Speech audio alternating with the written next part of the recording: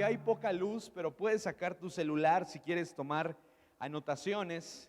El tema de hoy se llama la batalla más importante de tu vida.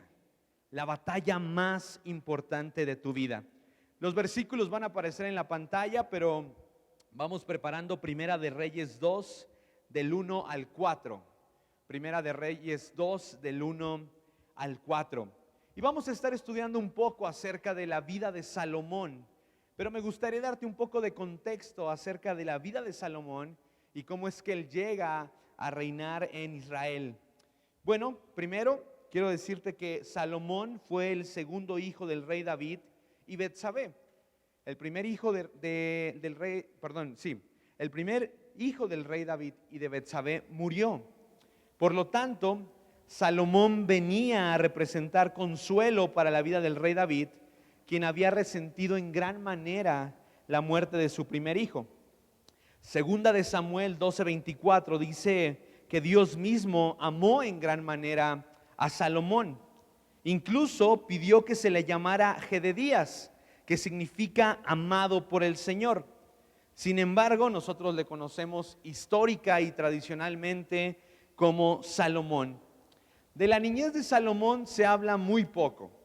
Incluso la Biblia menciona su nacimiento y su nombre vuelve a aparecer hasta días antes o meses, no se sabe, antes de que el rey David muriera.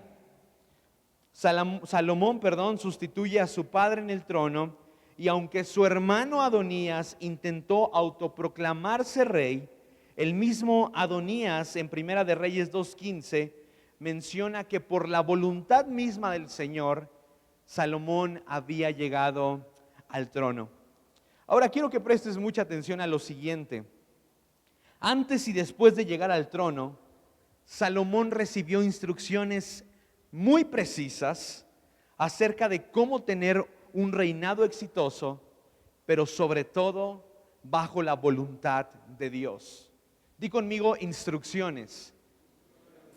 Ok, vamos a leer y vamos a conocer un poco de las instrucciones que Salomón recibió antes de llegar al trono. Las primeras instrucciones se las da su padre, el rey David, y aparece en Primera de Reyes 2, del 1 al 4. Ahí va a aparecer en las pantallas, creo. Dice: llegaron los días en que David había de morir y ordenó a Salomón su hijo, diciendo: yo sigo el camino de todos en la tierra, es decir, voy a morir. Esfuérzate y sé hombre, sé hombre. Otras versiones de la Biblia dicen: compórtate como un hombre. 3. Guarda los preceptos de Jehová tu Dios, andando en sus caminos y observando sus estatutos y mandamientos, sus decretos y sus testimonios. Qué tan importante es conocer los testimonios que hay antes de nosotros para no caer en los mismos errores o poder lograr el mismo éxito que otros lograron. Eso sucede cuando tú y yo conocemos los testimonios de la manera en que está escrito en la ley de Moisés. 4. Para que prosperes en todo lo que hagas y en todo aquello que emprendas. Eso es lo que le dice el rey David a Salomón. Ahora vamos a hablar un poco de las instrucciones que Dios mismo da a Salomón. Y esto sucedió un día mientras Salomón dormía. Dice la Biblia que Dios se le apareció en un sueño y le pregunta lo que a todos nos gustaría que Dios nos preguntara: ¿qué es lo que quieres? ¿Qué es lo que yo te puedo dar? Imagínate que Dios se te aparece en un sueño y te dice: ¿qué es lo que quieres? ¿Qué le responderías? ¿El último carro de la BMW? ¿La playera original de la América autografiada por Memo Ochoa en su regreso? ¿Qué le pedirías al Señor? No le voy a la América, pero estoy emocionado por el regreso de Memo Ochoa a México. Dice que Salomón respondió: sabiduría. Y ¿sabes algo? Creo que si Dios llega y te hace esa pregunta, es la mejor respuesta que le podemos dar. Porque si tú y yo obtenemos sabiduría, por consecuencia obtendremos las demás cosas que queramos. ¿Quieres bajar unos kilitos? Si eres sabio, lo vas a lograr. ¿Quieres tener un trabajo exitoso? Con sabiduría lo vas a lograr. ¿Quieres que el Señor se agrade en tus comportamientos y poder estar en comunión más cercano con Él? Con sabiduría lo podremos lograr. Primera de Reyes 3:13, continuamos con las instrucciones que Dios dio a Salomón. Dice: y aún también te he dado las cosas que no pediste, riquezas y gloria, de tal manera que entre los reyes ninguno haya como tú en todos tus días. Y si anduvieres en mis caminos, dice Dios a Salomón, guardando mis estatutos y mis mandamientos, como anduvo David tu padre, yo alargaré tus días. Quiero darte un detalle bien importante y quizá lo sepas. Todos los mandamientos y las instrucciones, preceptos y cosas que hay en el Antiguo Testamento, ninguna de esas cosas nos puede otorgar salvación. El único que nos puede otorgar salvación es Jesús. Sin embargo, cuando tú y yo seguimos esos mandamientos, esos preceptos y esas instrucciones, bendición vendrá sobre nuestra vida. Primera de Reyes 9 del 4 al 7 dice: y si tú anduvieres delante de mí como anduvo David tu padre, en integridad de corazón y en equidad, haciendo todas las cosas que yo te he mandado y guardando mis estatutos y mis decretos, yo afirmaré el trono de tu reino sobre Israel para siempre. Como hablé a David tu padre diciendo: no faltará hombre de tu descendencia en el trono de Israel. Mas si obstinadamente, otras versiones dicen, mas si tercamente se apartan de mí ustedes y sus hijos, y no guardan mis mandamientos ni mis estatutos que yo he puesto delante de ustedes, sino que van y sirven a dioses ajenos y los adoran, yo cortaré a Israel de sobre la faz de la tierra que les he entregado. Y en esta casa que he santificado a mi nombre, yo la echaré de delante de mí, e Israel será por proverbio y refrán a todos los pueblos. Otras versiones de la Biblia dicen: Israel será el hazme reír de todos los pueblos. El reinado de Salomón. Salomón reinó de una manera extraordinaria. La Biblia dice que reyes de absolutamente todas las naciones iban a sentarse a los pies de Salomón para escuchar su sabiduría. El alimento, el ejército, la paz y absolutamente todo lo que podría hablar acerca de un pueblo estable y fuerte, lo tuvo el pueblo de Israel mediante el reinado de Salomón. También Salomón construyó el templo donde el pueblo podía ofrecer sacrificios al Señor. En ese entonces David no pudo construir un templo porque constantemente estuvo en guerras. Sin embargo, Salomón se dedicó a la construcción de este templo. En resumen, Dios cumplió todas y cada una de las promesas que había hecho a Salomón. Sin embargo, Salomón no respondió de la misma manera. Primera de Reyes 11 del 1 al 3. Ya casi en la vejez de Salomón dice esto: pero el rey Salomón amó, además de la hija de Faraón, a muchas mujeres extranjeras, a las de Moab, a las de Amón, a las de Edom, a las de Sidón y a las heteas, mujeres de las cuales Dios había dicho a los hijos de Israel: no se junten con ellas, ni se junten con ustedes, porque ciertamente harán inclinar sus corazones tras sus dioses. A estas pues se juntó Salomón con amor, y tuvo 700 mujeres reinas y 300 concubinas. Y sus mujeres y estas mujeres desviaron su corazón. Primera de Reyes 11:6. E hizo Salomón lo malo ante los ojos de Dios, y no siguió cumplidamente a Jehová Dios como David su padre. Primera de Reyes 11:9. Y se enojó Dios contra Salomón, por cuanto su corazón se había apartado de Jehová Dios de Israel, que se le había aparecido 2 veces. Acompáñame a orar. Amado Jesús, gracias porque el día de hoy estamos acá. Te pido, Espíritu Santo, que las palabras que me has hablado puedan retumbar en nuestros corazones. Precioso Espíritu Santo, paséate en medio de este lugar y derrama bendición en cada uno de los hombres que el día de hoy se encuentran acá. Bendice sus vidas, bendice sus familias y yo bendigo sus futuros.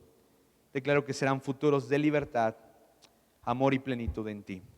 En el nombre de Jesús. Amén. Amén. Eso. Eso, muy bien. Dice, bueno, no, esto ya no dice, es una historia que te quiero contar.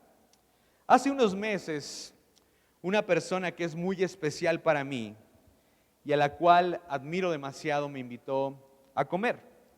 Recurrentemente esta persona por las tardes me llama y si no tengo nada que hacer, me cita en un lugar para comer.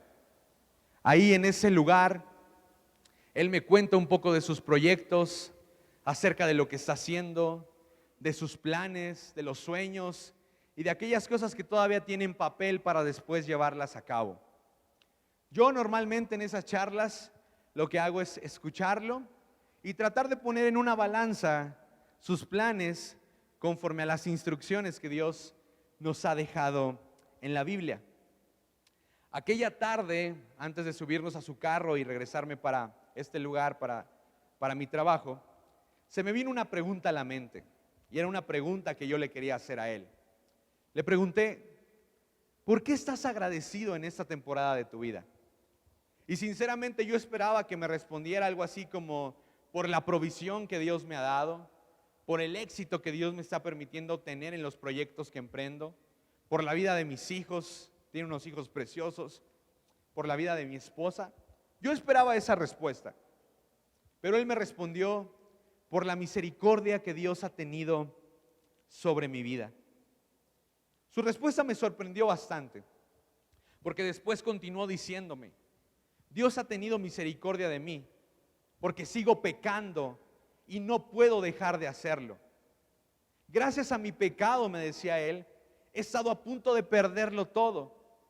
Sin embargo, Dios me ha sostenido. Sigo pecando y no hallo cómo dejar de pecar. Me gusta pecar, me gusta lo que hago, pero gracias a Dios, Él no me ha soltado. Después de esta charla que parece algo motivadora, quiero ponerte en contexto. Esta persona tiene una adicción muy fuerte, pero también le está yendo muy bien económicamente. Esta persona dejó de venir hace tiempo a la iglesia. Y cuando yo le hago invitaciones a venir a la iglesia, a congregarse, él justifica diciendo que no tiene tiempo, que los domingos para él son muy cansados. Mientras él me continuaba platicando acerca de lo que él llamaba la misericordia que proviene de Dios, un pensamiento vino a mi mente. Y sinceramente no fue el pensamiento más agradable, sobre todo porque es una persona a la cual amo y a la cual estimo. Y le dije, ¿y si no es Dios el que te ha estado sosteniendo? ¿Y si no es Dios el que ha estado impidiendo que caigas por completo y que no pierdas todo lo que tienes? ¿Sabes algo? El hecho de que tú y yo no perdamos lo que tenemos, aun cuando estamos pecando, no quiere decir que sea Dios el que nos está sosteniendo. Muchas veces el diablo, que aún tiene poder sobre la vida de nosotros y sobre este mundo, puede estar sosteniéndote y puede estar deteniéndote y evitando que caigas, más bien permaneciéndote en un estatus de pecado para que sigas esclavizado a ese pecado. Seguí platicando, seguí explicándole acerca de esto. Le puse un ejemplo, le dije, mira, quizá este ejemplo es muy extremo, pero el hecho de que a un narcotraficante no lo maten no quiere decir que Dios sea el que lo está protegiendo.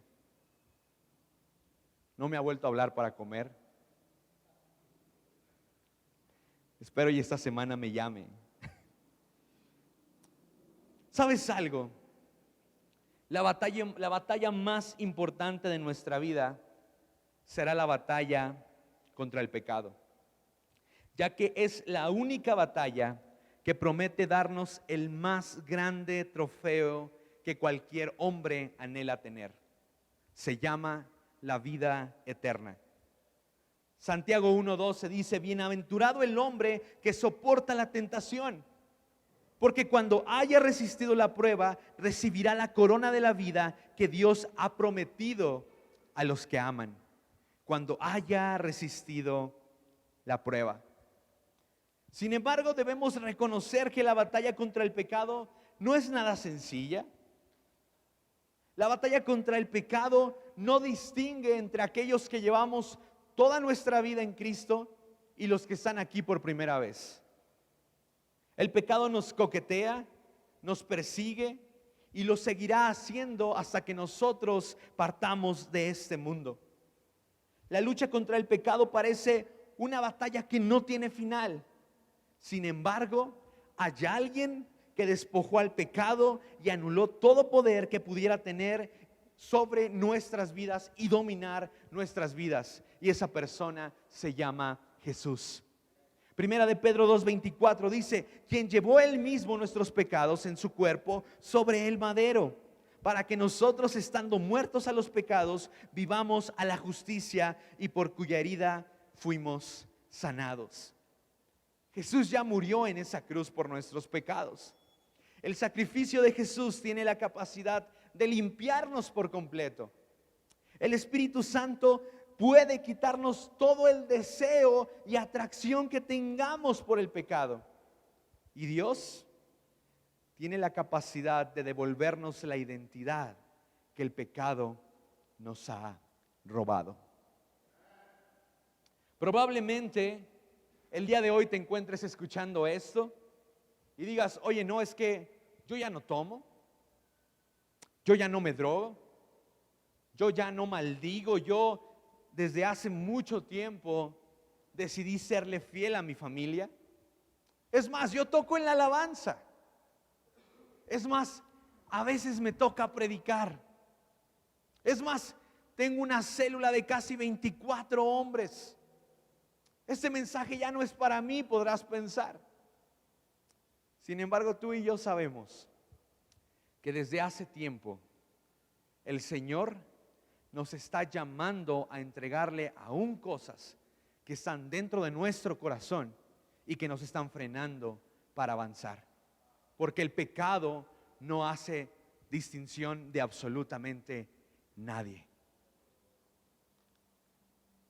Vamos a escudriñar una parte de estos versículos que leímos. Es una parte muy corta, pero checa lo que dice Primera de Reyes 2:2. Y es cuando David se está despidiendo de Salomón. Dice: yo sigo el camino de todos en la tierra. Se está refiriendo a que va a morir. Esfuérzate y compórtate como un hombre. Dile al que está a tu lado: hombre. Dile al que ignoraste: hombre. ¿Sabes algo? En ocasiones olvidamos lo que es comportarnos como un verdadero hombre. La valentía y el gobierno que Dios nos dio lo hemos malbaratado. La capacidad de ser valientes, la capacidad de gobernar que Dios depositó en ti y en mí como hombres, la hemos malbaratado. Creemos que valentía es cometer el pecado más grave, el más sucio de todos, el más escandaloso de todos, para ser reconocidos y ganarnos el respeto de los que están a nuestro alrededor. Cuando la verdadera valentía se trata de vencer el pecado para que no nos siga esclavizando a nosotros ni a los que se encuentran a nuestro alrededor. Esa es la verdadera valentía, pero la hemos malbaratado. A veces utilizamos la capacidad que Dios nos dio para gobernar, ejerciendo un dominio en contra de la voluntad de las personas, que lastima su alma y los marca de por vida. Dios te hizo un gobernante. Dios te dio la capacidad de gobernar. Pero muchas veces, gracias a nuestro temperamento que no es dominado por la presencia del Espíritu Santo, tú y yo transgiversamos ese gobierno. Y como nos decimos y nos hacemos llamar hombres, creemos que tenemos la capacidad de someter a otros y hacer con sus vidas lo que se nos antoje. Pero para esto Dios no nos hizo gobernantes. Dios nos hizo gobernantes para tener la capacidad de gobernar absolutamente todo lo que está a nuestro alrededor, incluyendo el pecado, y que nosotros no seamos gobernados por él. Tengo 3 puntos de aplicación práctica muy sencillos que me gustaría te llevaras en esta noche. ¿Cómo puedo luchar y esforzarme de manera eficaz contra el pecado? Número 1, sigue las instrucciones. Pareciera obvio, pero Dios ya había dado advertencias a Salomón del mismo pecado por el cual él terminaría separado de la presencia de Dios. Y te quiero preguntar en esta noche, ¿qué tan independiente te sientes el día de hoy? A veces creemos que independencia es sinónimo de hombría. Sin embargo, cuando nuestra vida misma depende totalmente de los mandamientos e instrucciones de Dios, podemos estar seguros que entonces somos verdaderos hombres. Porque somos hombres que están bajo el temor del Señor, que no se rigen por sí solos. A veces nuestra carne grita a voces de cuello: quiero ser independiente, quiero gobernarme por mí mismo, quiero hacer lo que me place. Entonces piensas: voy a demostrar que soy un verdadero hombre. Pero no es así.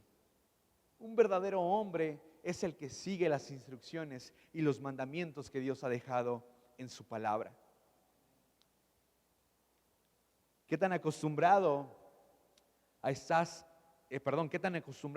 a escuchar y a ejecutar las instrucciones o advertencias de tu esposa?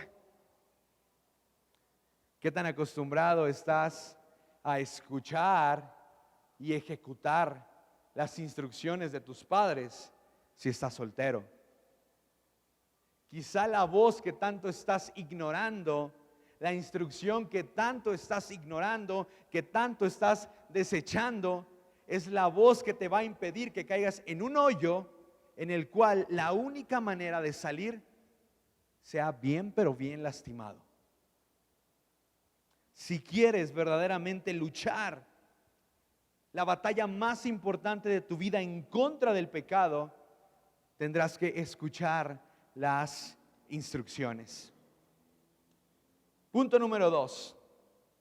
Frena a tiempo.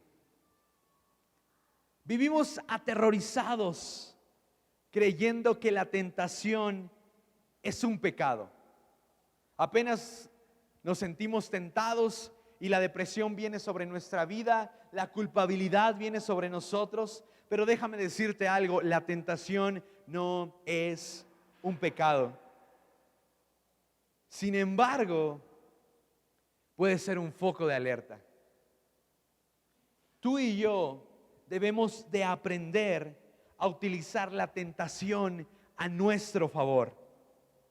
La tentación nos alerta acerca de la cercanía del pecado y debe ser el momento en el cual nos frenemos y retrocedamos.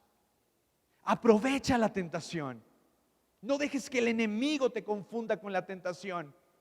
A veces hay culpabilidad en ti que no te deja avanzar, y el pecado a través de la tentación te ciega por completo y hace que sigas caminando directo al pecado. Pero tú y yo tenemos que aprovechar y tenemos que utilizar la tentación a nuestro favor, como un foco rojo, como un foco de alerta que nos está diciendo que el pecado nos está buscando. ¿Puede pasar el grupo de alabanza, por favor? Hebreos 4:15. Hebreos 4:15 dice así: porque no tenemos un sumo sacerdote Se refiere a Jesús, que no pueda compadecerse de nuestras debilidades. Jesús se compadece de tus debilidades. Jesús entiende tus debilidades. Jesús sabe que tienes la capacidad para derrotar tus debilidades. Dice, sino uno que fue tentado en todo según nuestra semejanza. ¿Te has puesto a pensar que todo es en todo? ¿Te has puesto a pensar que las mismas las mismas tentaciones a las cuales tú y yo nos enfrentamos todos los días, probablemente Jesús las enfrentó? Por eso es que tenemos un sacerdote que se compadece, un sumo sacerdote que se compadece de nuestras debilidades, porque a pesar de que Él fue tentado, nunca pecó. Y Él está dispuesto a acompañarte en el camino de la tentación y a sacarle el mayor provecho a esa temporada de tentación sobre tu vida. El tercer punto, y este me encanta, lo he estado meditando y Dios me ha estado hablando mucho a través de esto. Si quieres tener una batalla eficaz contra el pecado, tienes que ponerle coraje. Di conmigo coraje. Tienes que ponerle coraje a la lucha contra el pecado. Primera de Reyes 11:9 dice: y se enojó Dios contra Salomón, por cuanto su corazón se había apartado de Jehová Dios de Israel, porque se le había aparecido ya 2 veces. Es así como Dios diciendo: ¿neta? 2 veces me aparecí a ti, te dije lo que tenías que hacer, fui muy claro, es más, te dije el pecado con el cual ibas a caer. ¿Neta, Salomón? Dice la Biblia que Dios se enojó. ¿Sabes algo? Indudablemente esto no es negociable. Todos necesitamos de la ayuda del Espíritu Santo para vencer las cosas que diariamente nos suceden. Es más, me atrevo a decir que nadie va a poder vencer una actitud pecaminosa sin la ayuda del Espíritu Santo. Pero no podemos asignarle toda la responsabilidad a Dios sobre nuestra batalla contra el pecado. Dios mismo se le había aparecido 2 veces a Salomón. ¿Cuántas veces el Espíritu Santo ya te ha dado libertad, pero no has decidido aplicarla a tu vida? ¿Cuántas veces ha orado alguien por ti? ¿Cuántas consejerías has tenido con un pastor de nuestra iglesia?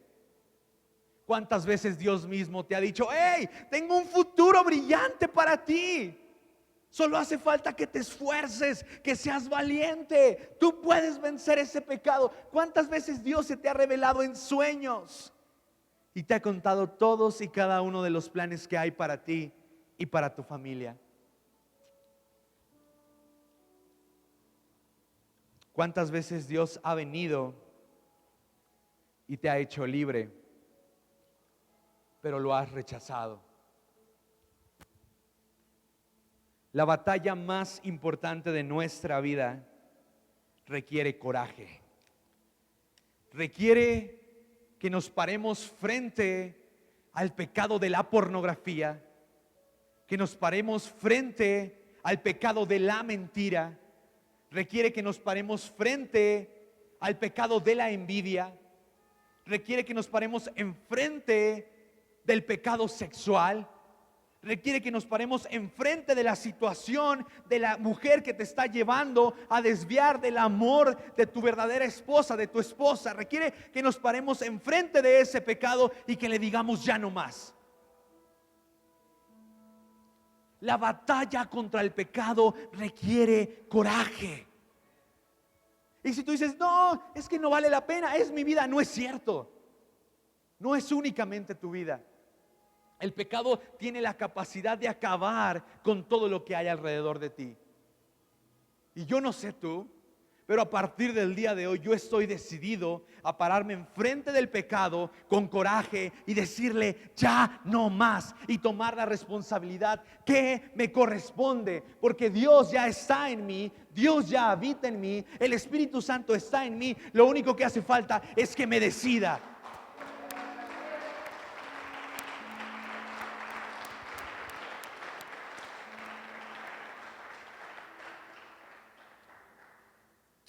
Utiliza el coraje del cual Dios te ha dotado para impedir que tú y tu familia y las generaciones venideras sigan siendo esclavizadas y burladas por el pecado. Mi amigo, esto es de valientes. Aquí es donde aplicamos la verdadera valentía. Quizá el mundo se burle de ti. Quizá tus cuates se burlen porque ya no les vas a seguir la fiesta el fin de semana. Quizá cuando tus amigos se enteren que has decidido serle fiel a tu esposa, te digan que eres un mandilón. Quizá tus compañeros de escuela te digan que no vale la pena venir a una iglesia como esta, que te están lavando el coco, que te están lavando el cerebro.